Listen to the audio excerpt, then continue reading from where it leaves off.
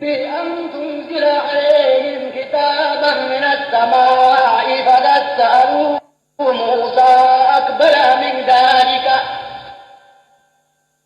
أرنا جهرة فأخذتهم الصاعقة بظلمهم ثم اتخذوا العجل من بعد ما جاءتهم البينات فعفونا عن ذلك وآتينا موسى سلطانا مبينا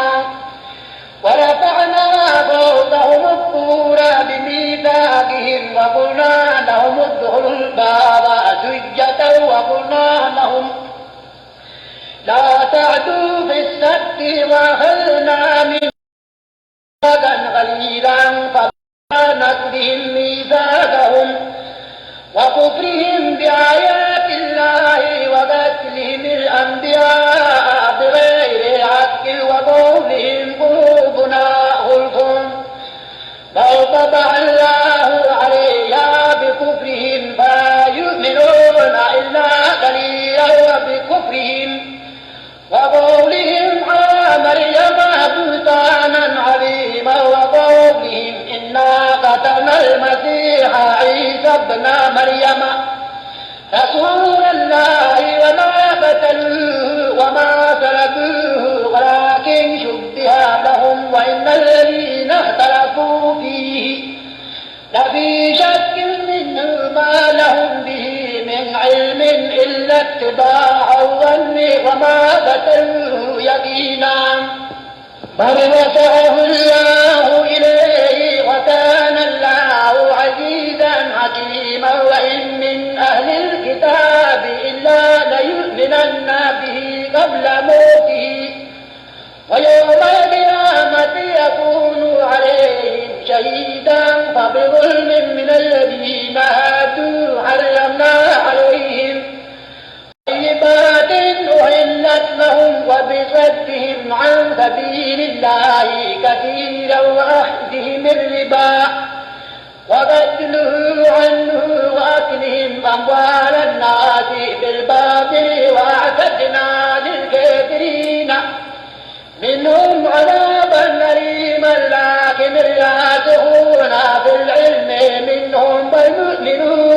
يؤمنون بما أنزل إليك وما أنزل من قبلك والمقيمين الصلاة والمؤتون الزكاة والمؤمنون بالله واليوم الآخر أولئك سنؤتيهم أجرا عظيما. بسم الله وكفى سلام الله عليكم مدنيال iyo marweyn meel walba aad joogtaan waxaan jecelnahay mar kale inaad ku soo dhawaataan naqtiin aan ku sameynayno shirqoolkii madaxweyne Mukhtaar Roobow Cali Abu Mansuur xalay toole la isku dayay in la dilo sababta aan naqtiinta u sameynayna waxa weeye bacdama haday macnihi markii labaad aan kulannay barnaamijka codka uu gaabnaa sida la ii sheegay anuu meel baan ku degdegsanaa waxaa marka ila qurux badnaatay dalabka dadka macni badan daraadii in dhacdadu siday u dhacday xalay toole si nadiif ah studio anagoo joogna inaan idinkaga soo tabino walaalayaal waxay u baahan tahay kaliya mar kale in dhagaa aad nasiisaan daqiiqada kooban aad amaahisaan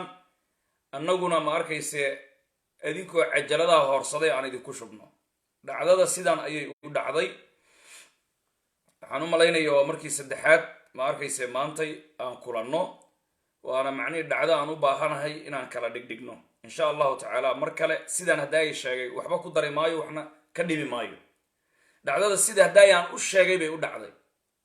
markii labaad laakiin codka gaabnaa dalabka dadka ayaan ugu soo noqday hadda ma ogi wax dheeriya aan idinku biirinayo ma jirto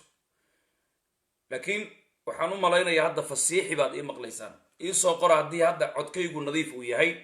oo ma arkayse aad arki kartaan ama aad daawan kartaan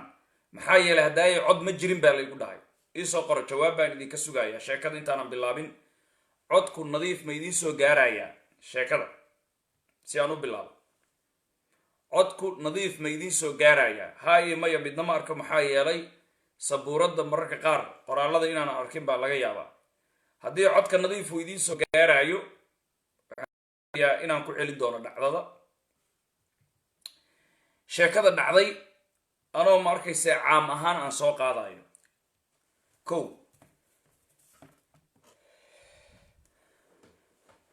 madaxweyne mukhtaar roobo madaxweynaha jamhuuriyadda barakaysan ee Maryland oo 13 December 2018 lagu soo afduubay magaalada Baydhabo kadib markii rabitaanka reer Maryland macnihii uu u soo istaagay isagoo madaxweyne doonaya kaaraha Ethiopia loo adeegsaday Maxamed Cabdullaahi Farmaajo adiga iyo ra'iisul wasaare Xasan Cali Khayre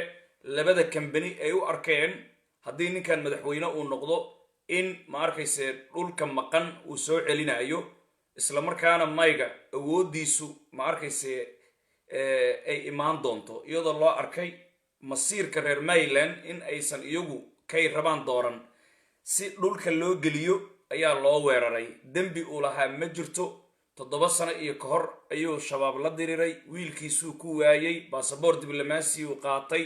heshiis uu la galay dowladda federaalka Soomaaliyeed kadib farmaajo intuusan imaan ayaana wada hadalladaas ay socdeen dowladaha adduunka ogaa macni wax dambiya mukhtaar roobow ilaa hadda macni lagu haysta ma jirto aan ka ahayn macni annaga sida aan doonno yeel ummadan loo dowladeynayo reer Maryland oo macni dowladnimada la sheegayaba dadka loo dowladeeyo reer Maryland inaan u talino ogolow waliba 4 milyan oo dollar qaadaa la yiri markii ugu dambeysay doorashada intaan la soo qaban madaxweyne mukhtaar roobow waa uu diiday saaxiibadiisa badan oo maanta aamusan qaarkoodna iska dhigaya inay difaacayaan 4 milyan noo qaad bay dhaheen ee ka tanaasul wuu diidadii uu diiday ayay ugu careysan yihiin hadday noqon lahaayeen isbedel doonka kuwa sheegtay iyo hadday noqon lahaayeen kuwa amniga cadaalad ku qaraabta amniga cadaalad magac sharaf leh weeye madaxweynaha halku dhigiisa weeye ma arkaysa macnihii dhalinyaradan amniga cadaaladda wadata dhammaantood waa wada daacad laakiin oo la xirxiraayo ma arkaysa maana arlaadii ay ka mid tahay tiimkan oo dhan dad wanaagsan waa laakiin meeshaan balaayo kale oo aan loo jeedin baa ku jirta oo mukhtaarka nafsadiisii in godka la geliyo raalli ka ah oo u caraysan labaan u kala qaadayna marka mukhtaar roobow waxaa u kulmay laba walxaad labada walxaad ay u kulantay waxaa weeye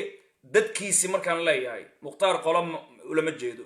macnii dadkiisi reer Maryland aan ka wada macnii labada u kulantay waxaa weeye dadkiisi reer Maryland shacabka xagga dhig siyaasiyiinta iyo kuwa ma arkaysa xildhibaanada sheeganaya iyo kuwa isaga la safnaa oo iyagu macnii maadaama qaali uu noqday dhaqaale daraadeed uga caraysan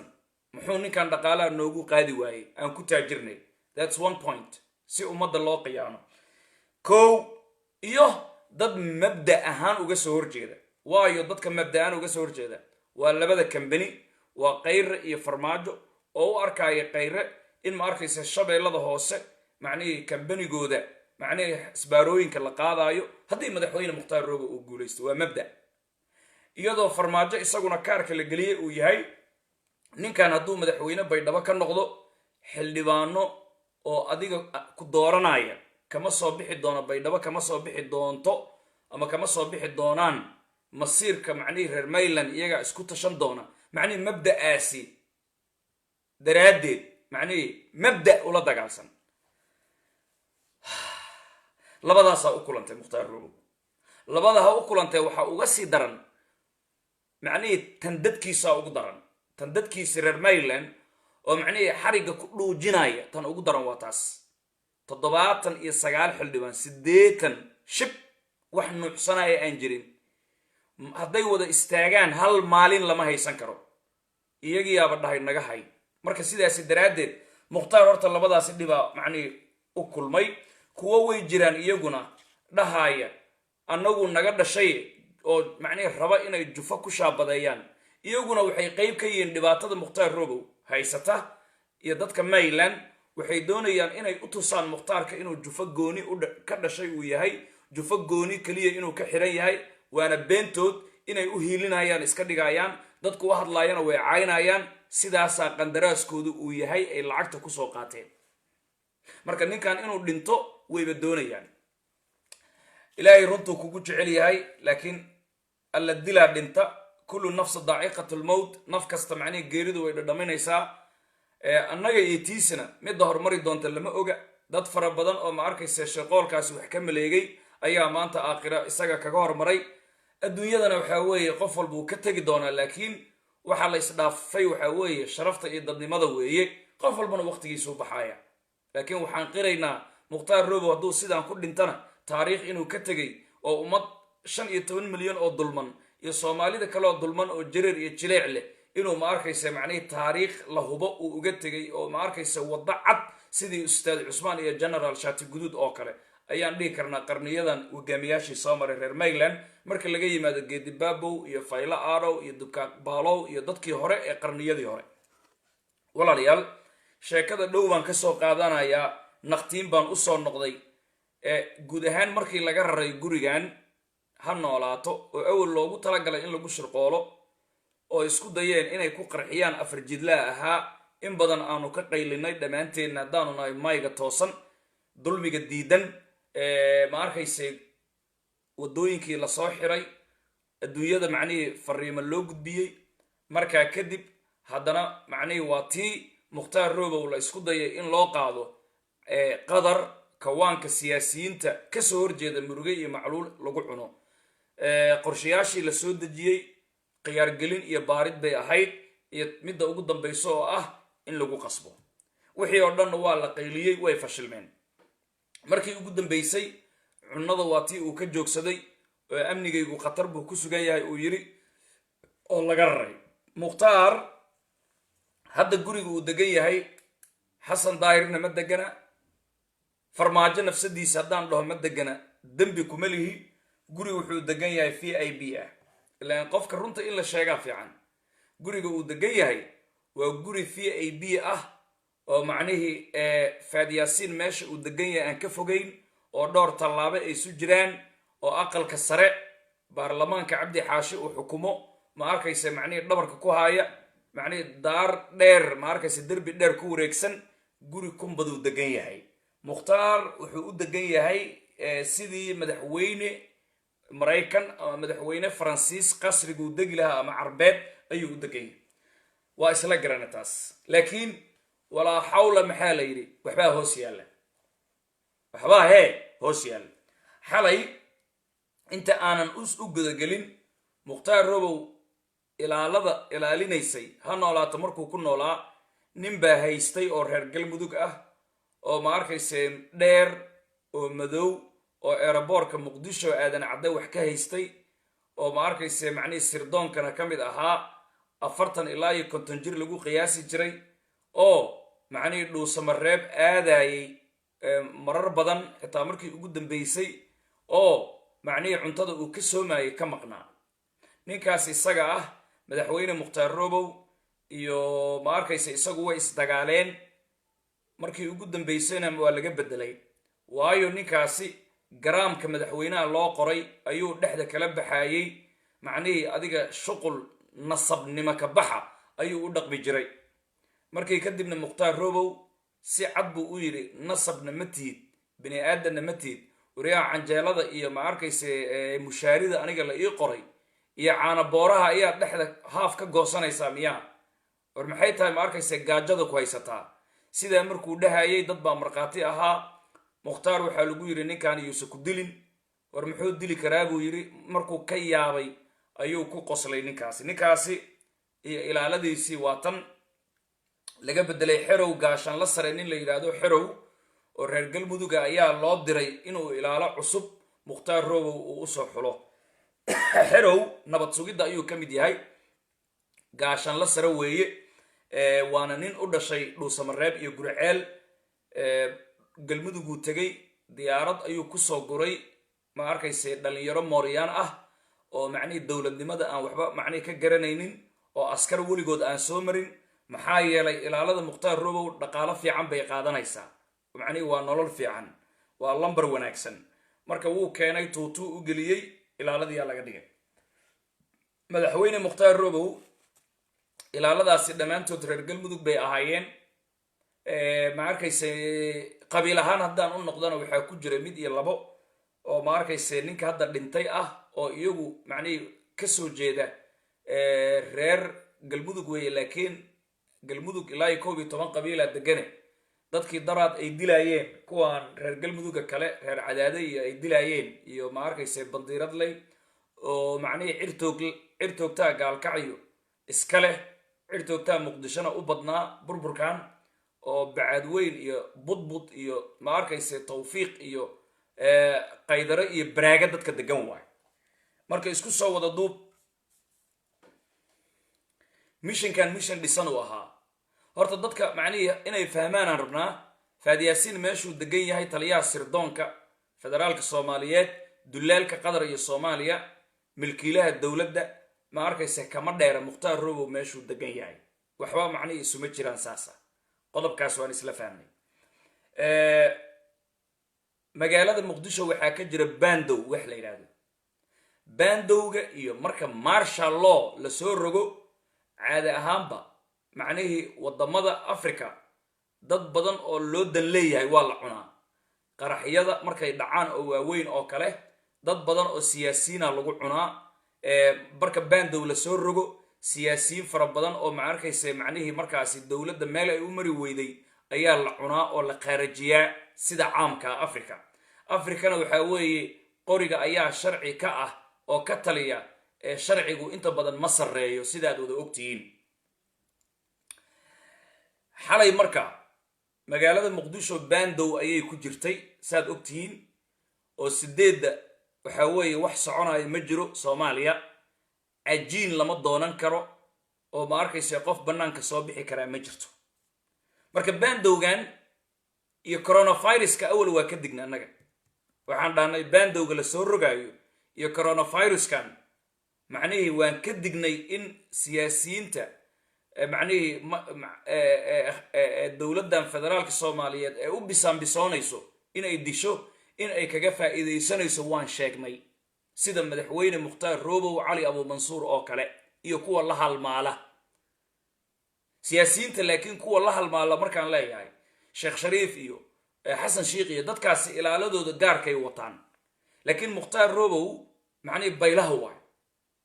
oo Xasan Daahir Aweys oo degan ma arkayse Muqdisho oo macnihii meesha lagu haayo ilaalo u gaar u leeyahay. ilaalada Cornel Mugudbe wardiyeysa waa beeshiisii hal qof oo Soomaali kale kuma jiro. oo Cabdi Janan dadku wardiyeynayay beeshiisay u badnaayeen, waa la wada og yahay, macnihii wax qarsoon ma ahan. marka sababta Mukhtaar Robow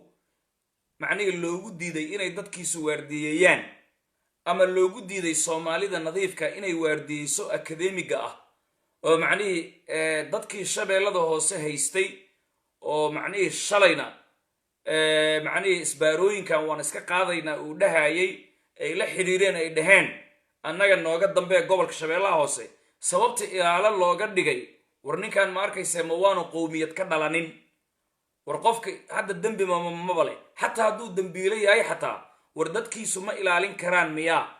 war askar macnihii la isku halayn karo isku dhafa ma ilaalin karaan miyaa? maxaa macnihii ninkan niman Mooryaana ilaaladiisa loogu dhiibay? war ma waanu muwaadin ahayn? ma waanu Soomaali ahayn? ma waanu dad lahayn? su'aalaha soo baxaya ee la iswarsanayo oo marka loo barbardhigo Cabdi Janan oo baxsaday dadka waardiyeynaya aan garanayno reerihiisa u badnaa oo aan garanayno ma arkayse ninka la yiraahdo Xasan Daahir Aweys oo ilaa hadda aan ka tanaasulin mowqifkiisii shabaabnimada. Mukhtaar waaba nin shabaabka 8 sano iyo barka hor la dagaalamayay oo is soo dhiibay ma ahane heshiis ku yimaaday waay banaan aan lagu soo qabane. leesh ninkan macnihii intaan oo macnihii uga duwan yahay dadkan kale? su'aalaha soo baxaya una baahan inaan karkarino oo macnihii si muuqata aan barnaamijkan u galno oo nin jeclaysi iyo ma arkayse macnihii ina adeersi aan ka dayno oo bahashan siday tahay aan u wajahno loo baahan yahay weeye waqti xoogna aan gelino. marka anagu wax ka qabad ama wax ka qabta maayo oo markaan si ficil dhaba u dhaqaaqa ama ma arkayse macnihii indhaha ka daawada oo walaalkiini markii ugu dambeysay waa hal idin cuno. anagu sheegistaan leena laakiin xaqa ma ka waabanayno waa ku dhimanaynaa. mukhtaar robow xerow markuu keenay nimankan ilaalada ah oo ma arkayse macnihii loo ballan qaaday taleefankiisi loo diidayna ballamo badan bay uga baxeene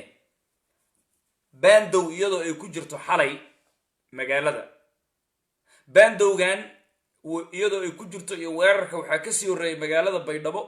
waxaa jira kuwa iyaguna dhalinyaro ah mukhtaar robow taageersan oo laakiin niman kale si kale ugu adeeganayaan oo daha gadaashiisii macnihii shilimaan ku qaata oo faadiyaasiinka nafsadiisii mukhtaar robow kuwii ugu dhowaa ah oo laakiin faadiyaasiinka hadda macnihii shalay la joogay oo la fadhiyey. waxaa jira dhalinyaro sida maana arlaadi oo kale oo lagu xiray baa jirta baydhabo. waxaana loo xiray mukhtaar robow madaxweynaha mayland maxaad u taageersan tahay. dhalinyaradii macnihii soo qaxday magaalada baydhabo ka soo qaxday waddadaasi dheer ayay isku soo shubeen. khatar intee la-eg bay ku sigteen in madaxyada laga gooyo. mukhtaar robow qofkii taageersan waan ognahay, shabaabna way dilayaan, muruge iyo macluulna way dilayaan. haddaba wiil bashiir ay dhahaan sidoo kale magaalada muqdisho shalay macnihii isagana amiira lagu shaabadeeyey oo mukhtaar robow taageersanaa oo ilaa hadda macnihii waa lala booday. waxaasoo dhan iyagu ay jiraan iyo dilal fara badan oo dadka mukhtaar robow. xalay nin baa soo baxay, waxa uu ka soo baxay guriga faadiyaasiin uu degan yahay. wuxuu yimaaday guriga madaxweyne mukhtaar robow cali abu mansuur uu degan yahay oo lagu ilaaliyo. waxba isuma jiraan. hadduu qofkan guriga ka soo baxay guriga mukhtaar uu yimaado markaan ku dhaho ha u malaynin masaafo dheer inay kala degan yihiin faadiyaasiin iyo madaxweyne mukhtaar robow. hadda markii hore ninkan waa nin kambaniga kayro ah, magaciisa waa ku maqannahay, laakiin beel ahaan soomaalidu way istaqaanaa. waa 5 beelood sida la sheego qowmiyadda mayland marka lagu daro. beesha uu ka soo jeeday ninkaasi hubaysan waxa uu ahaa beesha ra-iisul wasaare xasan cali khayre ayuu u dhashay. ninkaas wuu hubaysnaa, sirdoonka soomaaliya ayuu ku labisnaa dharkiisii. wuxuu yimaaday guriga mukhtaar robow, guriga uu degan yahay 4 qol iyo musqusha. ma arkayse ilaaladu waxay degan tahay, haddaan kuu kala qaado mar kale, 4 qol iyo musqushiisa markay gudaha yihiin gurigu waa isku hal guri waay. ilaaladana waxay degan tahay qolalka meesha laga galo albaab buu leeyahay kore. isla guriga guud qayb waxaa jirta baarkin baabuurta la dhigo iyo kushiinka iyo baarkinka daaradiisii tan gudaha ma ahan. waxaa degan ilaalada. marka ilaalada madaxweyne mukhtaar robow waxay degan yihiin guriga waa kanaa sidaan waay. tusaale sidaan waay, waa hal guri oo sidaan isku ah, 2 qaybood waay. marka baartadan waa meeshii u deganaa madaxweynaha, intana waa albaab gudaha loogu galaayo waayo 4 qol markaa gelaysid. okay, intana waxaa ku yaala baarkinkaa ku yaala, qaybtaana baarkinkaa ku yaala. warqadan haddaa arki kartid 2 qaybood oo warqada, 2 qaybood oo laakiin hal isku ah waayo. gurigu waa hal ganjeel koraa laga soo galaa, laakiin 2 qaybood uu u qaybsan yahay. qaybtan madaxweyne mukhtaar robow waa degan, 4 qol weeye iyo musqushiisi. waan isla fahmnay baan u malaynayaa. qaybtaanna macnihii waa baarkinkii iyo baarkin waxaa weeye meesha baabuurta la dhigay iyo macnihii kushiin iyo waxaasaa inta ku yaala. ilaalada marka madaxweyne mukhtaar robow halkaan ay degan tahay. warka inaad fahamtid isku day. qofkii raba inuu u tallaabo madaxweyne mukhtaar robow albaab baa inta ku yaala. albaabkan waa in laga furaa, madaxweynaha waa inuu ka furaa. madaxweynaha marka qofna uma galo oo nin la yidhaahdo cabdullaahi oo sarkaal ah oo ciidamada haysta ayaa u gala. ninkaasina waa reer galmudug weeye. ninkaas keliya u geli kara oo soo warsan kara madaxweynaha wuxuu u baahan yahay. dhahaya madaxweyne maxaad u baahan tahay, maxaan kuu keennaa, cunto noocee lagu kariyaa maantay. isaga macnihii geli kara, isaga unbaana u gala, isaga unbaana ka soo baxa. laakiin ilaaladan kale madaxweynaha uma geli karto sida caamka ah. marka nin baa yimaaday, ninkan suu u soo socday ilaaladii oo meeshaan joogto u yimaaday. inaan kaartada isla fahamna fiiri. ilaalada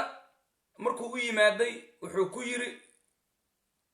wuxuu la shooray, ilaaladuu la shooray. marka ugu horreysa shoor caadiyu la galay. waa ninkan hubaysan oo Faadi Yaasiin uu soo diray. Faadi Yaasiin wuxuu og yahayna farmaajo uu og yahay, way is og yihiin, qorshe dhammaystiran waa. ilaaladii wuxuu ku yiri, waxaan rabaa nimayow in macniish aniga waxaa la ii soo diray shiiqan inaan dilo, Mukhtaar Robow inaan khaarijiyaa la ii soo diray. marka idinkuna waxaan u baahanahay inaad ii fududaysaan markii aan khaarijinta sameeyo, xabado inaad kor u ridaan oo ma arkayse bahasha laga dhigo dad isdagaalay oo kale. sidaas miya ahaa? ilaaladii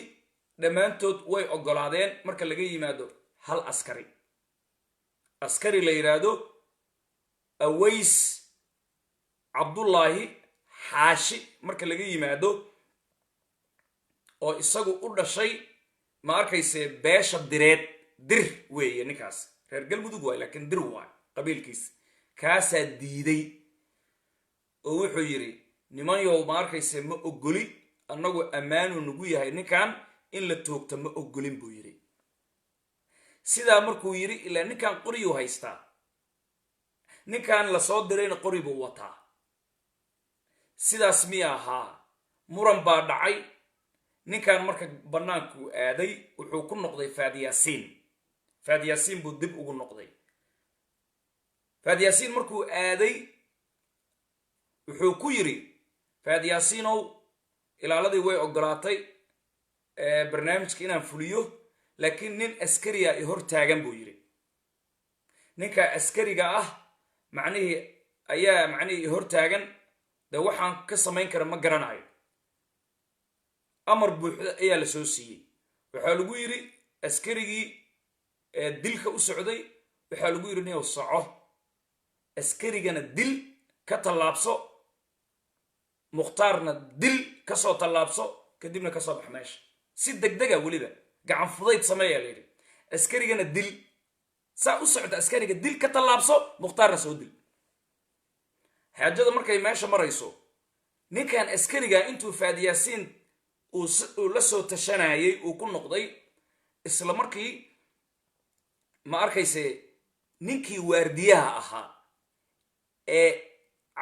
Aways Cabdullaahi Xaashiga hadda dhintay ah, diidanaa Mukhtaar Robow in la dilo isaga, oo ka hor imaadsanaa. ninkan inta uu Faadi Yaasiin ku maqnaa, ninka gacan ku dhiiglaa wax dili doona, intuu Faadi Yaasiin ku maqnaa ayuu sheekha ku garaacay garaacitaan emergency ah, si aan caadi ahayn. Sheekh Mukhtaar haddee si degdega looguma garaaci jirin, iyadoo habeen ay tahay oo wax dhaqaaqaya aan jirin, ilaala macnihii uma gargaraaci jirin. marka ninkan wuxuu yidhi, shiiqow xaalad emergency baa jirtee albaabka iga furuu yiri. emergency baa jirta. yaa waaye Aways Cabdullaahi Xaashi. Aways biya ahaa fag, maxaa jira? shiiqow i dhagaysuu yidhi, niyow nin ilaaladeena aan ka tirsanayn baan noo imaaday. ninkaasi nin awood ku socduu ahaa. wuxuu nagu yidhi, wuu nala shooray,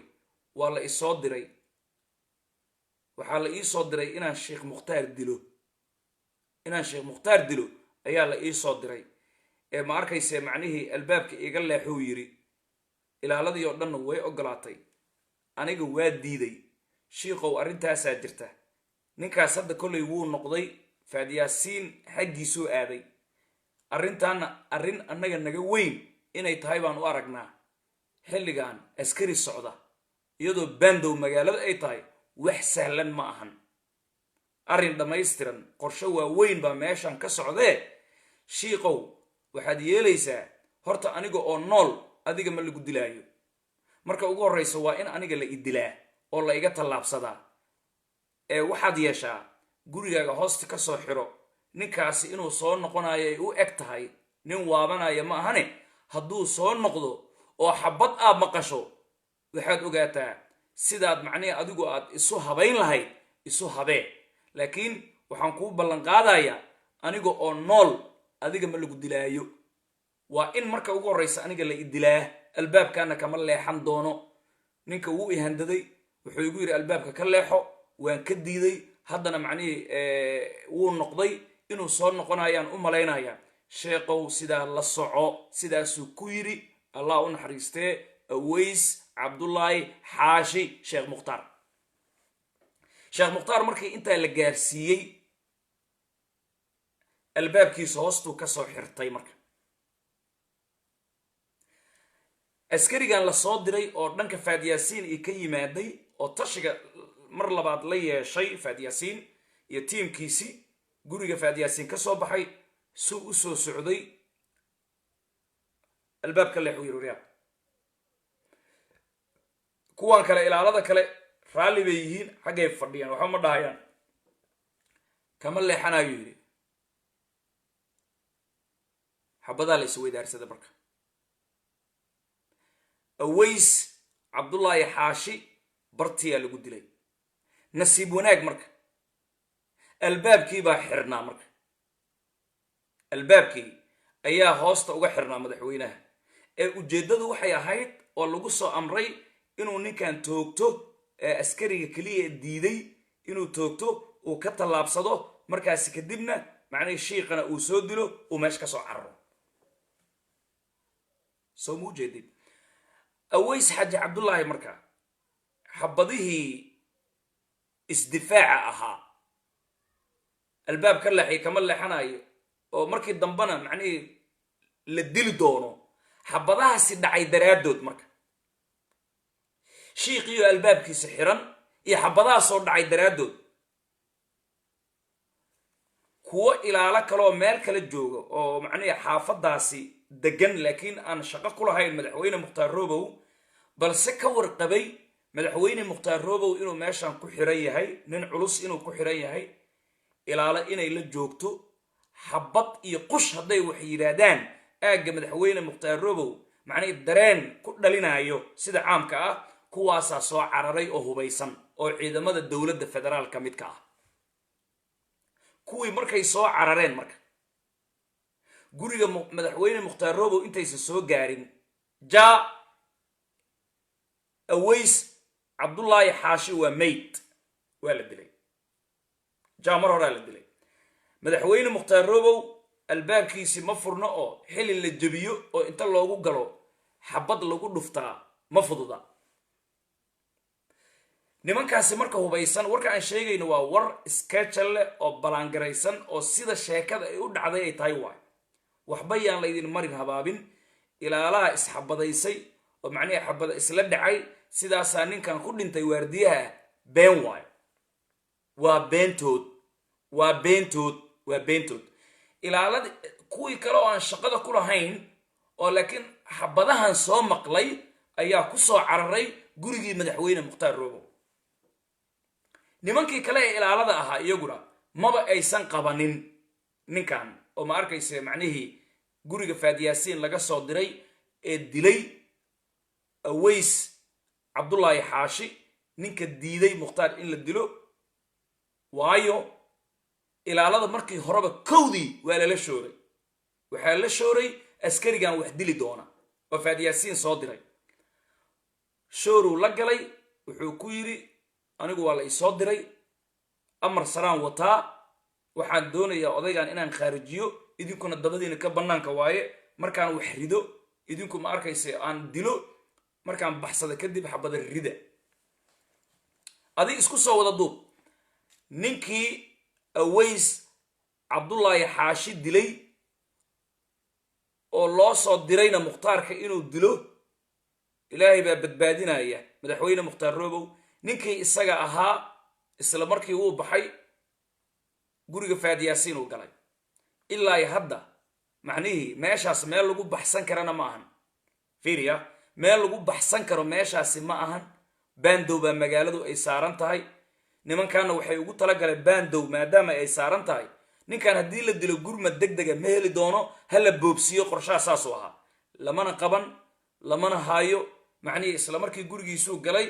aways xaaji cabdullaahina sidaasaa lagu dilay horta معني حالي شرقولكي مدحوين مختار روبو علي أبو منصور loo dhigay in lagu dilo sidaas u dhacay una ku galbaday ninka la yiraahdo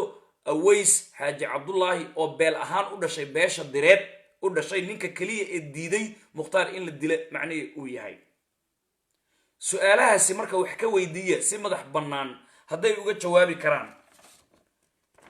si madax bannaan ha loo weydiiyo hadday daacadi jirto ninka la yiraahdo sarkaalka la yiraahdo Cabdullaahi oo madaxa ilaalada madaxweyne Mukhtaar Robow kuwa meesha jooga madax ka ah oo ninka kaliya u gali kara madaxweyne Mukhtaar Robow ninkan oo u dhashay galmudug su'aalo macnaheedu laga weydiiyo si madax bannaan oo ka madax bannaan farmaajo iyo qayre iyo faadiyasiin sidoo kale su'aalo si madax bannaan loo weydiiyo xerow oo ah gaashan la sare nabad sugidda ka tirsan oo reer Dhuusamareeb ah isla markaana ah ninkii dhalinyaradan ilaalinaysa madaxweyne Mukhtaar Robow qandaraaska ku qaatay oo macnaheedu Dhuusamareeb iyo Gurceel galmudug diyaarada ka soo saaray tuutaa dawladda u galiyay si madax bannaan loo weydiiyo cadaalada su'aalan isweydiinayna haddana annaga gudaheena shirqoolkii ilaahay baa fashiliyay qorshaha sidaan ma ahayn su'aal hal isweydiiyo marka cadaaladana ha la hor keeno dadku waxay ku qancaan ha la sheego sida aan wax u sheegayno hadday ka duwan tahay meeshan wax la sameeyaa ka weyn hadday ka duwan tahay Cabdullaahi ee Aways Xaaji Cabdullaahi sidee buu ku dhintay hala sharaxo been meel ma imaanayso sidee buu ku dhintay iyadoo intaasoo ilaala ah madaxweyne Mukhtaar Robow ay ilaalinayaan Aways Xaaji Cabdullaahi sidee buu ku dhintay waxay dhihi rabaan laba askari baa isxabadaysay mid ma arkaysa la dilay midna wuu nool yahay kii wax dilayna waa kan been mid bay soo xiri rabaan laakiin sheekadu way ka weytahay Aways Xaaji Cabdullaahi haddii xataa hal askari ay isdilayaan tusaale ahaan oo askarta ka mid ah oo askarta kale maxay qabanayeen in la isweydiiyo waa ilaaladu way badan tahay laba askari ilaan askartu madax bay leedahay haddii laba askari xabad isku rido kuwa kale maxay qabanayaan kii macnaheedu gacan ku dhiiglaa soo ma qabteen in ay sax tahay ninkan in macnaheedu nin amar wato oo faadiyasiin iyo qayre ka farmaajo ka socda inuu yahay oo meesha uu yimaaday uu la shawray waxa daliil u ah in intuu dilay Aways Cabdullaahi Xaashi ayuu ma arkaysa baxsaday sidee buu ku baxsaday su'aalo fara badan oo waxa jira macnaheedu aqliga bani aadamka u baahan in miisaan la saaro aan ogolaanaynin marka been bay soo akhrin doonaan haddana beentana way bilaabeen laba askari baa macnaheedu askar baa isdagaashay isku rasaasaysay sida warka hor u dhiciisa annaga xataa uu nagu soo gaaray bay ummadda u sheegi rabaan laakiin xaqiiqada waxay tahay mar kale haddaan kuugu celiyo magaalada waa baandow looma soo gurman karo qorshaha la dejiyey Mukhtaar Robow dhuuntuu noo galay laba dan baa kulantay labada kambani danahooda kulmay kambani waxay u arkeen dawladnimada inuu ka hor istaagan yahay kambani waxay u arkayaan shabeellada hoose inuu ka soo saarayo labada danood markay ay taagayeen marka xalay baandow maadaama ay tahay waa kugu celinaya nin beesha Maxamed beesha ra'iisul wasaare Xasan Cali Qayre ah oo nabad sugidda ka tirsan ayaa guriga faadiyasiin laga soo diray oo hubaysan wuxuu la kulmay ma arkaysa ilaalada madaxweyne Mukhtaar Robow wuxuu yiri amar ka weyn baa aniga macnaheedu kiinaan wataa waxaan u baahanahay Mukhtaar Robow inaan dilo marka aan dilana ina ma arkaysa macnaheedu xabado meel walba aad u furtaan ee ogsoonaada sida markuu yiri nimankii way ku qanceen ilaa hal qof mooyaane askariga la yiraahdo Aways Xaaji Aways Cabdullaahi Xaashi ayaa diiday marka uu diiday oo albaabka ishortaag uu ku sameeyay waa uu noqday askarigaasi wax dili rabay wuxuu ku noqday guriga faadiyasiin aan sida uga dheerayn meesha uu degan yahay madaxweyne Mukhtaar Robow Cali Abu Mansuur isla markii uu noqday askarigaasi wuxuu ku yiri faadiyasiin nimankii way ogolaadeen ilaalada ahaa inaan kharijiyo Mukhtaar Robow laakiin hal qof ayaa diiday hal askari baa diidan oo albaabka aan ka mari la ahay maxaan samayn karaa, what can I do? markaasaa wuxuu yidhi faad yaasiin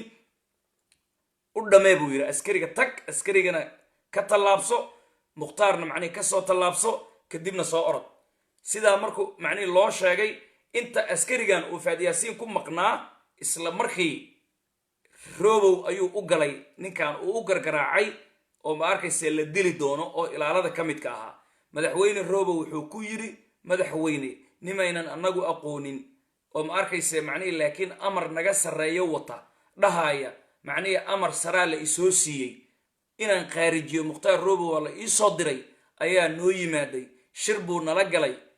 ilaaladii way ogolaatay ninkaasi in ma arkayse aan kuu soo fasaxno xataa albaabkaa soo jebiyo hadduu doono anigaa diidan, meeshaan qorshe aan fahmin baa ka socda madaxweyne. mukhtaarow qorshe anigu aan fahmin ayaa ka socda, sheekadana waa sheeko annaga naga waaweyn, nin ilaalada aan ka mid ahayn nooma imaan jirin. macnihi weligay ma arkin nin inta noo yimaaday mukhtaar inaan dilaa la iisoo diray, amar baan qabaa, awood ku socda, caawa ka hor ma aanan arkin. madaxweynow mukhtaar shiiqeeyow wuxuu yidhi xaaladdu ma fiicna, waxaan kuu sheegayaa anigoo aanan dhiman adiga lagu dili maayo, taasi ku bushaarayso. marka aniga la iga tallaabsado, markaas kadib ayaa adigana lagu dili doonaa, laakiin albaabkaagana ha furan. ninkaasi inuu waabanayo ilama ahan, nin noqday oo ma arkayse la tashi madax ka sarraysa u noqday u eg yahay, awooduu ku socday, shiruuna geliyey. waxaad yeelaysaa xabad haddaa maqasho ogow xaaladda inaysan fiicnayn, sida aa isu daberi kartid xabad haddaad maqasho, bannaanka xabad haddaa ka maqasho isu daber. sidaasuu ku yidhi ninkaas aways cabdullaahi xaashi. taariikh waay, mukhtaar wuu noolyahay, hadduu soo baxa mustaqbalku waa waraysan doontaan. okay, sidaa markuu ku yidhi madaxweyne mukhtaar roobow albaabkiisuu xidhay, ma arkayse macnihi qolkiisuu hoosta ka soo xirtay oo galay. daqiiqada kadib waxaa yimaaday ninkii awoodda badan ku socday. ilaahay baa awood leh. markuu awoodda badan uu ku yimaaday, war maba isa saarsaarinba. markii hore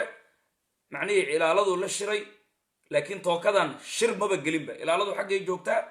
ninkan wuxuu soo abbaaray ninkii albaabka fadhiyey, ninkan hadda dhiman doona, allah u naxariistee, aways cabdullaahi xaashi. wuxuu ku yidhi waree albaabka leexo, ninkaana qoryo haystaa, ninkaana qoryo haystaa, kama leexanayo. yidhi waajib isaaran weeye inaan albaabkan ilaaliyo, waa ku qasbanahay, dib u deg. wari adimaa saas ilaadaa xabadaa bilowday. marka xabadaa lagu soo tuuray ninkan. xabadihii koobaad malaha way ag mareen, ma ogi. ninkan isagana xabaduu riday, ninkan dhiman doona. xabadaha isweydaarsiga laguu sheegaayo oo macnihi ilaaladiyaa isxabadaysa lagu leeyahay waa taas. ninkan intuusan dhiman, si uu u difaaco naftiisii iyo nafta madaxweyne mukhtaar roobowga loo macnihi mas-uuliyad saaray, loo xil saaray, isagoo waajibkiisii gudanaya, khiyaanada diidan, xabaduu riday intuusan dhiman. xabadihii marka sidaa markay u dhaceen daqiiqada gudahooda ninkan waa la toogtay. ilaa ninkan nin amar lasoo siiyo ah inuu toogto kana sii tallaabsado. laakiin nasiib xumona way tahay in la dilo macnihii nin mukhtaar roobow difaacaya. nasiib xumo waay, ayaan darro waay, magaalada obandowa looga faa'iidaysto. isla markii albaabkaa xirnaa, marka uma uusan helin jaanis albaabka uu ku jebin karo madaxweynaha, waayo amarka la soo siiyeyba wuxuu ahaa ninka ilaaladaasi diidan ee mukhtaar in la dilo diidan, kow isaga ka bilow, ka tallaabso, mukhtaarna soo toogo, ka soo bax meesha. sidaasaa loo soo diray. laakiin nasiib wanaagga wuxuu yahay albaabkiibaa hoosta uu uga xidhna madaxweynaha. marka ma uusan kari karin ninkan wax dilaaya inuu albaabka durba jabiyo, mukhtaar ugu galo, uu kusoo toogto. he couldn't, ma kari karin. nasiib wanaagga dhacay oo kale wuxuu yahay ninkan xabadihii markii la isweydaarsaday, isla markii kuwo kaleoo ilaalo ah, ilaan aaggaasoo dhan waa xarumo madax ay degan tahay, saraakiil sarsare ay degan tahay, oo ilaalo ay joogto waay, وميل أمان كده أد سجية إلهي بقى أمنك السجل لكن وميل علوشة دولة فدرالك صوماليات ومالي قدام بيجي ماشي قفك هدو صوت هابتو ميل كدام بيسا أو صوماليا معني دولة ديدا أمان قدام المجرتو مركا نمان أوغا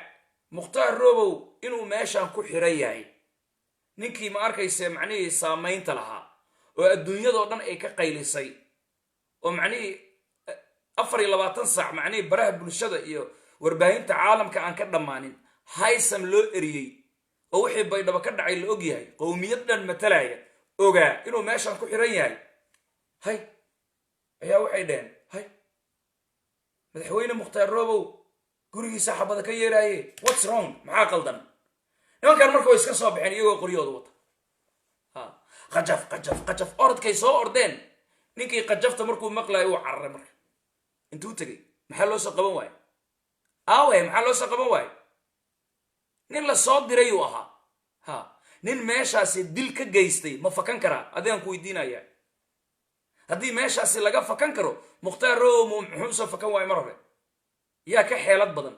yaa ka military aqoon badan mukhtaar roobow meesha ma ku jiri lahaa haddii laga baxsan karo ninaa dil geysanaya meeshaas amnigeeda sugan yahay una baxsanaya miya taasi wax lagu akhrinayo maahan fiiri isla markii uu soo baxay aayar gurigii faadiyasiin uu galay adi ma soo qaban kartaa marka mukhtaar roobow qorshihiisa xalay sidaas u dhacay dadka Mayland macnihii nin dhintay bay u ooyaan qofka markuu dhintay ayay tacsi keenaan macnihii xoolo keenaan bun ay dubaan markaasay ooyaan general shati guduud isagoo noolaabay gargaari waayeen markuu geeriyooday qabrigiisay ku ooyeen war ingiriiska wuxuu yidhaahdaa dead man tell no tales nin dhintay kabihiisaa ka roon war qofka isagoo nool maayo dabeecaddan mar walba waan idiin sheegaya iska bedela war qofka intuu nool yahay ayuu caawimaad u baahan yahay aboorka la isma gargaaro hadduu gargaar idinka rabaa qofka markuu nool yahay dhiig baxuu u dhimana way fiirsanayaan way ku wiirsanayaan baahiya haysa way fiirsanayaan macnihii dawo yar isagoo u baahan u dhimanaya wax ma siinayaan laakiin markuu dhinto lacagay keenayaan tacsiyay keenayaan war markuu dhintaba macnihii oo aakhiro u aado tacsidiisii xoolaad keenaysaa xoogaad keenaysaa qabrigiisaad macnihii lacag gelinaysaa wax ku maxaa isagoo nool maxaad u gargaari laadahay qofka mariil weeye sariiruu saaran yahay tusaale ahaan ama macnihii dawow u baahan yahay ama dhiigbaxuu qabaa ma gargaarayaan way fiirinayaan markuu dhinto tacasi dhibaatada idin haysata waay marka waxaan ula jeedaa nimayo waxaan idiin sheegayno wax iska sheega maahan sakuuro waay waxyaabahaan sheegayno waxyaaba la isku dilo waay low soomaaliya aan joogi lahayn ay jaanis noo heli karaan wallahi hilbaheenay goosgoosan lahaayeen maxaa yeelay xaqiiqaan sheegaynaa makrigoodaan sheegaynaa ilaahay baa na ogeysiiyey oo na karsiiyey waxaan ula jeedaa haddii aad waxba tihiin haddaadba dadba tihiin nimayow isfoorso intaad iska raadisaan dameer la haystaaba intuu isfoorso sameeyey dhuusay oo haraati riday hadda ma fahmaysaa hataa dhuusada iyo haraatida xataa isfoorso waay waa lagaaga leexanaya oo dameer hadda dabadiisa intaa ay istaagtid macnihii sayntiisa ma taaban kartid haraatiyuu kugu qaadaya tabartiisa waay marka waxaan ula jeedaa war haddii isfoorso aad leedihiin haddii woob aad dhigi kartaan haddii waxba aad halaambayn kartaan mukhtaar roobow maanta wuu nool yahay xalay waa uu sigtay rasaasta dhacaysay iyo macnihii aways cabdullaahi xaashi ninka labaad ee la toogan lahaa mukhtaar roobow waa in loo soo diray nimayahow dadkan idinkama tiro badna idinkamana tayo badna nimayahow ma arkayse 80 xildhibaanaad ku leedihiin war ilaahay intaad ka cabsataan nebi maxamed aad ku salisaan nimayahow mukhtaar roobow soo saara awood iyo ma arkayse macnihii kartibaad ku soo saari kartaane mukhtaar roobow in la cunaa la raba ha laga soo saaro waa digniinta ugu dambaysa aan dirayno waa annaga haddaanu nahay warbaahinta Southern Media Corporation iyo tiimka jugta culus nimayahow mukhtaar roobow soo saara mukhtaar laba qolaa ku dhegan labada qolo ku dhegan ana hadda idiin sheegahay reer mayland way ku dhegan yihiin dadka nadiifka shacabka marka laga yimaado iyo waxaa kaleeto ku dhegan niman mabda ahaan uga soo horjeeda dadka mabda'iyan uga soo horjeeda waxaa weeye waa dadka labada kambani ah oo u arka ninkan mabda ahaan haddii madaxweyne uu noqdo inuu shabeelladoos isbaarooyinka soo xaaqaayo 6 gobol uu soo celin doono dadka maygana sharaftooda iyo karaamadooda uu soo celin doono waa taa waxa ku haysta waa hoggaan xumo nimankaas mabda ay kaaga soo horjeedaan doonayaana ustaad cusmaan 47 toorey sidii leega ay ugula dhufteen oo kale inay macnii u dilaan hogaamiyahaaga taasi la garay niman kale oo waxaa jira mukhtaar roobow ugu caraysan dhaqaale maxaad u qaadan weyday 40 milyan ee dollar inta aan la soo qaban oo macnii farmaajo muruge iyo macluul ay dhaheen 40 milyan qaado ka har murashaxnimada nimankii isaga ugu dhawaa ee garbiis taagnaa oo maantana Faad Yaasiin shalay la qadeynay xalay shirqoolka marka la dhigay oo gabdhii lagu xirxiray baydhabo rag baa la qadeynay Faad Yaasiin ani magacyadooda inaan sheega ma rataan fiiri Yusuf Xasan Mursal ayaa lagu xiray magaalada Muqdisho ilaahay baan idinku dhaarinay fiiri adinka hadda social media intiinaasi ka hadla mukhtaar roobow qofkii taageero waa la dilaa xamar kan ugu yar waa la xiraa ma kari kartid adoo mukhtaar roobow taageersan muruge iyo macluul garoon ay joogto in aad ka degatid oo ma arkaysa xamar meesha rabtid aad martid haddana aad ka soo dhooftid haddana meelaha aad macnii muruge iyo macluul macnii aad ku cayso iyo farmaajo ma kari kartid annaga macnii in lagu dheeldheelo caqligana in lagu ciyaaro maahan fiiri raggan hadda ma arkaysa macnii caruuraha kaliya la hadlaaya oo masaakiinta waxba aan ogeyn oo macnii baydhabo fanaanadaha amni cadaalad isku soo sawira dhahay war qofka bili aadamka naftiisu inaa khatar gelisid lama ogola fiiri dadka iyaga ma ogola siyaasiyiinta iyo aqoon-yahanada iyo umarada dalkan akiyaaska dalkan dadka mukhtaar roobow sida dhabta ah macnihii ilaa New York qoraalada u gudbiya in ay contacti la sameeyaan oo ay la xiriiraan ma ogola taa cagsigeeda waxay la xiriirayaan caruurtaas yareerka bas wayna haligayaan kaaga sii daran aeroboortka Muqdishona way ka degaan hotel Dorbin iyo jasiiro oo nisa ay ku ilaalisana way joogaan way la qaxweeyaan Faad Yaasiin way la cunteeyaan waxaana la ii sheegayaa macnii mukhtaar roobow ayay la jiraana aniga la ii sheegaya ma iga gadmayso kuwa uu xiran yahay kuwaas waay kuwaasaa dhaqaalo u arkaayo mukhtaar roobow nimayo been inaad u noolaatid looma baahna runtii inaad macnii sheegtaa loo baahan yahay war mukhtaar roobow ilaahay buu leeyahay shacab buu leeyahay 8 xildhibaan baa isbedel doon sheegatay aaway xagee ku dambeeyaan ummadda maxay u hor imaan la'yihiin maxay ma arkaysa macnii mukhtaar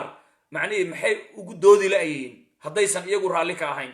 okay kuwa waxaa jira mukhtaar roobow haddii madaxweyne uu noqon lahaana dheefta heli lahaa oo macnii malaayiin dollar macnii guryo ku dhisan lahaa oo daba joogay oo macnii odaygan miskiinka daacadda macnii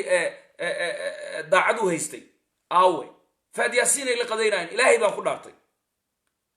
ku dhaartay ma ogola macnii adigaasi mayland shacabka ah inay kula hadlaan ma ogola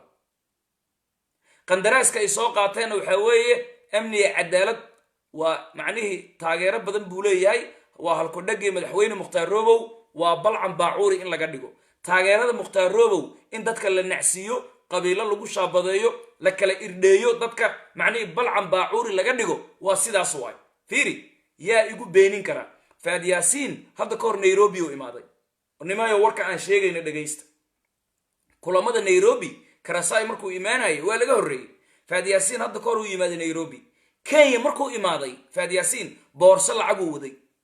boorsadaasi lacaga dadka hoteelada uu la galay uu la fariistay oo markii dambena erge ay u direen baydhabo iyagoo amni cadaaladan nahay dhahay mana ahane ya Karasai la fariistay la shawray oo hoteelada ugu qaalisan baydhabo la dajiyay la og yahay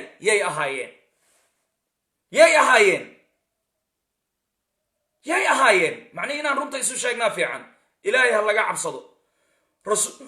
rasuulkiisa lagu saliyo war ummadda yaan la haligin war madaxweynaha ma arkaysa macnii waad gadateen been baana sheegaysaan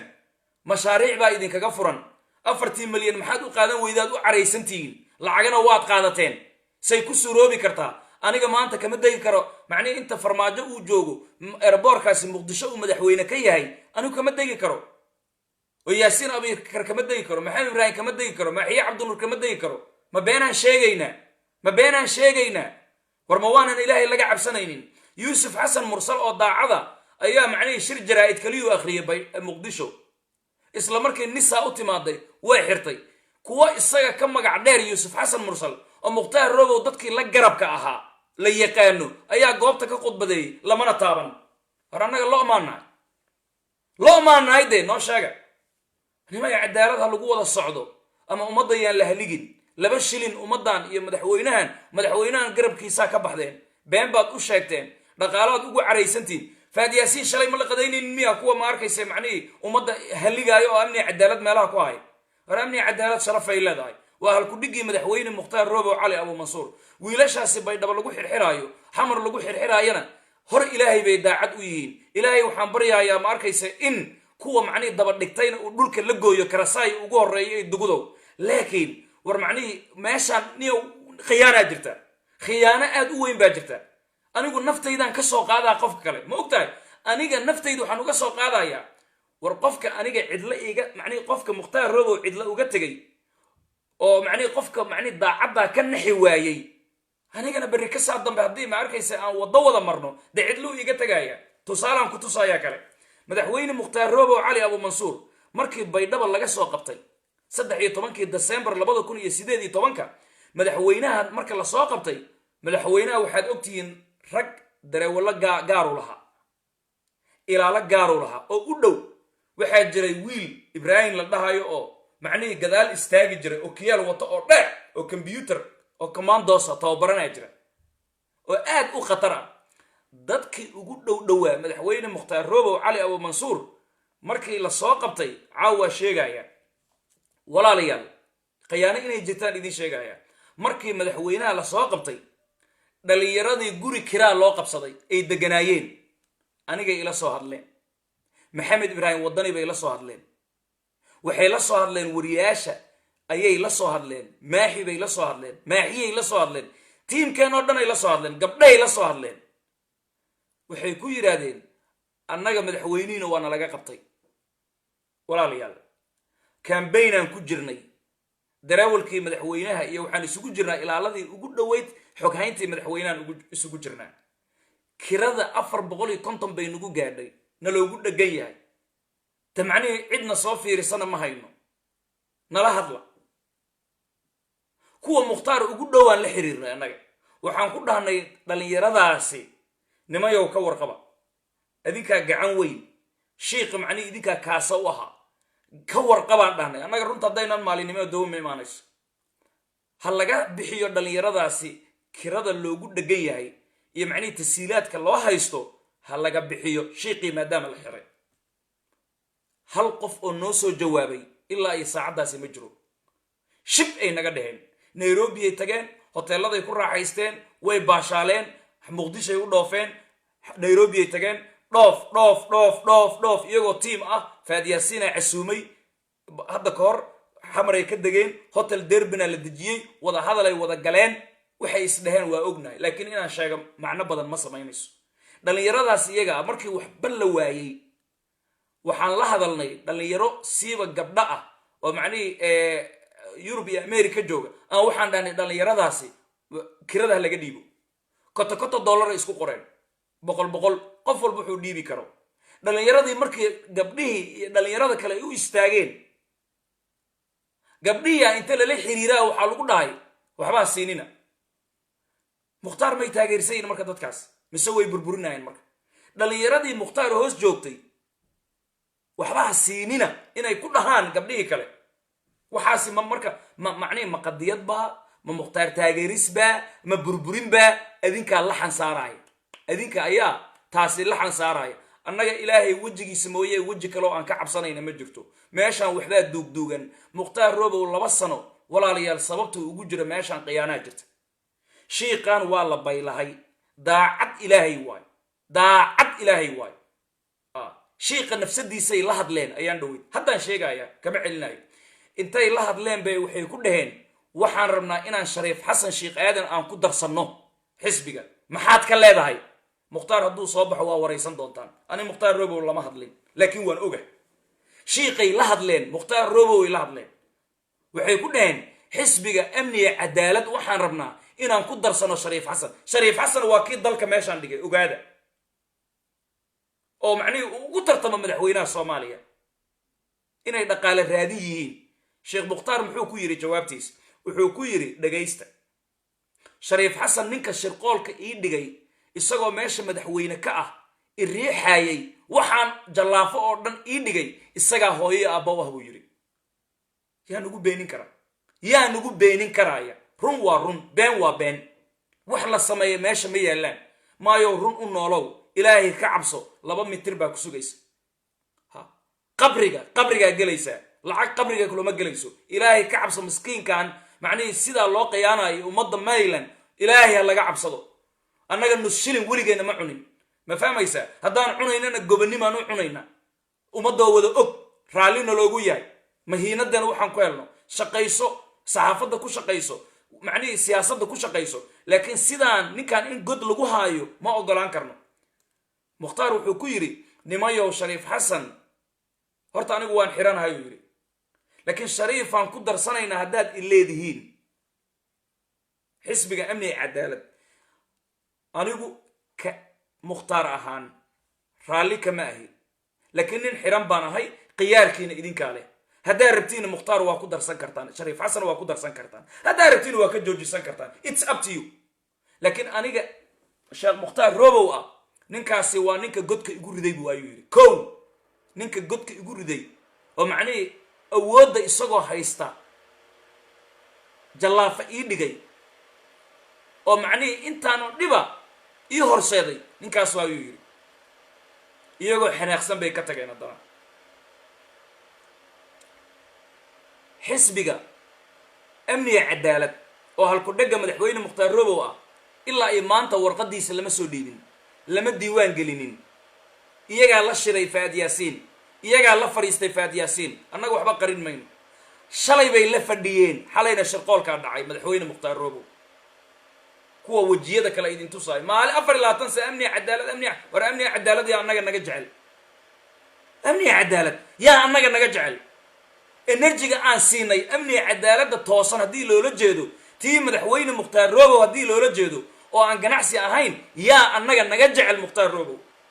waan ku hanti beelnay waan ku shaqo beelnay waan ku macnihii waqti beelnay macnihii waxaan ka dhiganay dulmigaan difaacaysa cibaadaan ka dhiganay waad ogtihiin yaa naga jecel madaxweynihii ayay waxay ka kormarinayaan projectigooda madaxweynihiiba waxba maahanba fiiri markii la qayliyey hala diiwaan geliye layidhi xisbiga amniga cadaalad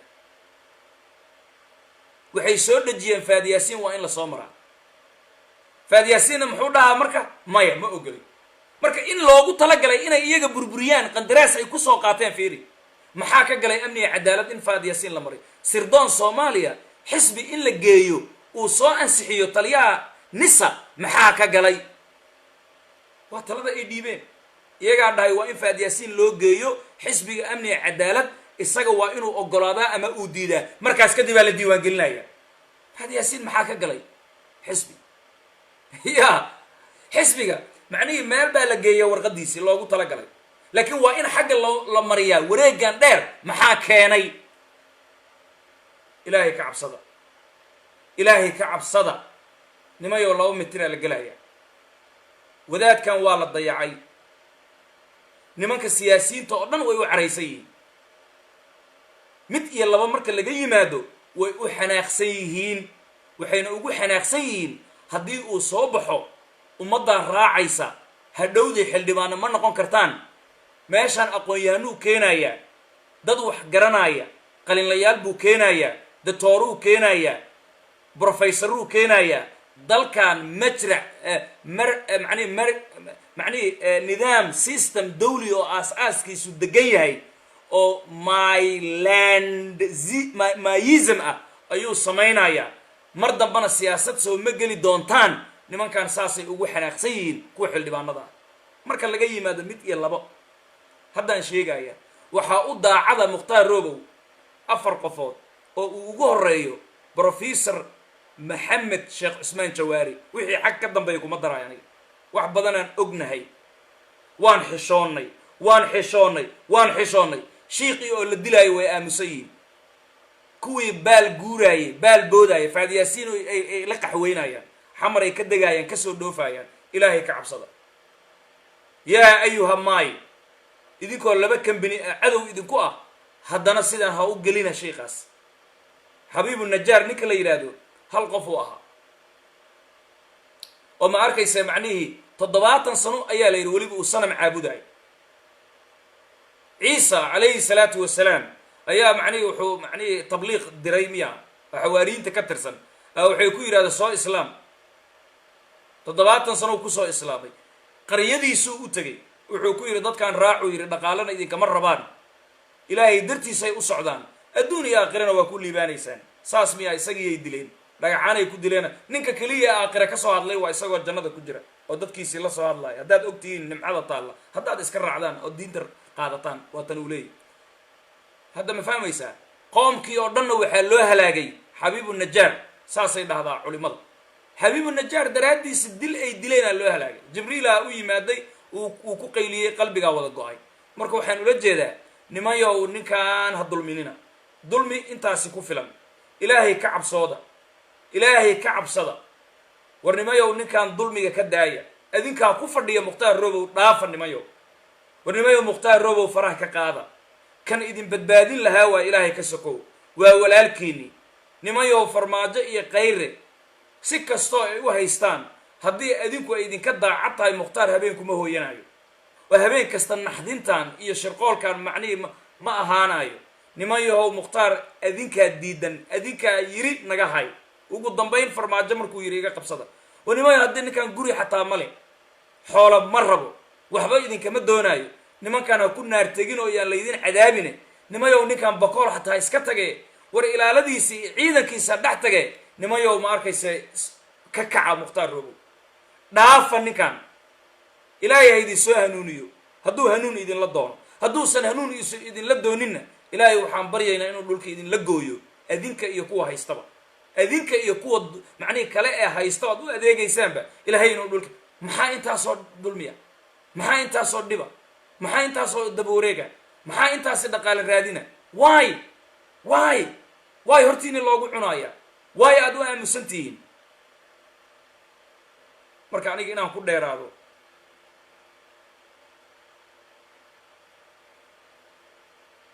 ma doonaayo khalad ii fahma ama sax ii fahma ama jifo ii fahma waxaa rabtiin ii fahma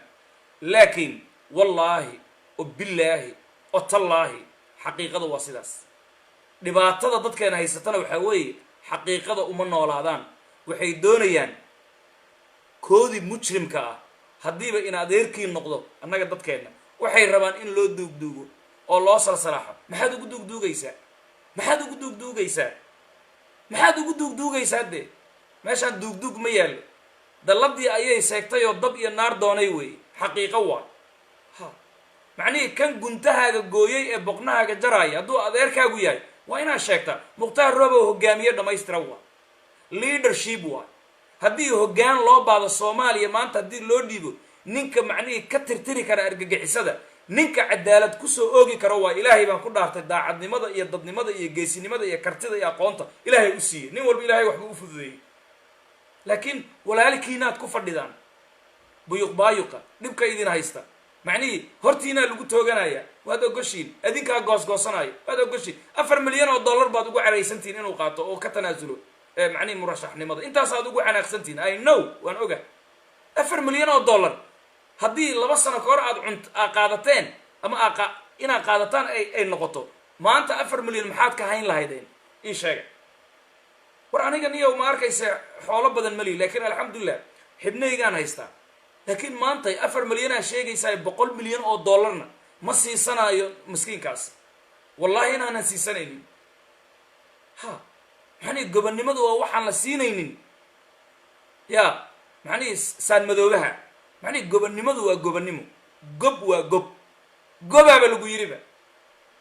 حيث حوله وسقة هذا بكبدنا هيستا عيال شدالة كوجيال براو أفجوي بنزينة كويال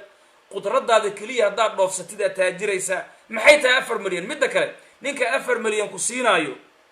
4 مليون نينك كوسينايو دنت وكالة يا وام حي ما يسوي ديسل ولا ليال وكنا نينك مختار روبو وجيريو ذي شري سوي كيس بحال يرادا أويس حلي أويس عبد الله حاشي بلا يرادا نكان نينكي مختار روبو معني ديدي إن لدلو حلي طلوا واكنا سويكيس ساسان أوكي نظام نهاي Southern Media Corporation يتيم كجوكت علوس